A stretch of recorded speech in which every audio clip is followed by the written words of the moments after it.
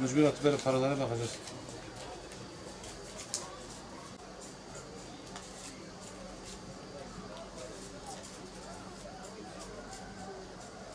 Bu sahte paralarda bu 50 TL burada yazması lazım. Sahte parada yazmıyor. Gerçek paradaysa 50 TL yazıyor burada. Bak dikkat etseniz 50 TL yazıyor burada. Bu şekilde. Bu lazerle şey yaptığınız zaman ışınla 50 TL yazıyor burada. Bütün paralarda yazar. 20 ise 20, 100 ise 100 yazar. Yani gözle gözükmez yani. Gözle gözükmüyor bu. Bütün vatandaşlara sesleniyorum. Bu kalpazanlar şey için belli arakla da 200 bin lira bana verdiler.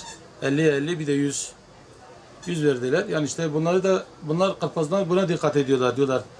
Dükkanın yoğun olduğu zaman geliyorlar. Bir de acil isteyen bir şey kesinlikle fazla acil olanlara hemen paraya baksınlar. Paraya baksana öyle şey versinler, malzeme versinler. Çok dikkat etsinler vatandaş. Yani bu arada sahte para çok piyasada dolaşıyor. Bir de genellikle çok yoğun olan yerlere gidiyorlar. Yoğun olan yerlere acele istiyorlar. Mesela bir şey istedikleri zaman mesela en son gelen para bana dedi arabam orada bekliyor diye ben bu kumandayı ver dedi.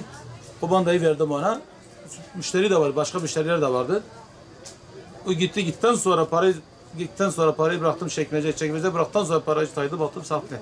Buna cezası neyse güzel bir ceza vermeleri lazım bunlara. Ya kazancım da 2-3 milyon da bir kumandada 5 milyon 10 milyon paradır yani. Ben üzerine artı para veriyorum. 10 milyon bir kumanda alacağım ben 40 milyon da üzerine veriyorum paranın yani. Mağdur oluyoruz yani. Bu yetkili cezalar neyse güzel bir ağır ceza vermeleri lazım. Burada biliyorsun Türkiye'de herhangi bir cezası yok burada. Görüyoruz yani adam trilyonlarca para basıyorlar. Bir, 2 ay, 3 ay kalıp çıkıyorlar yani.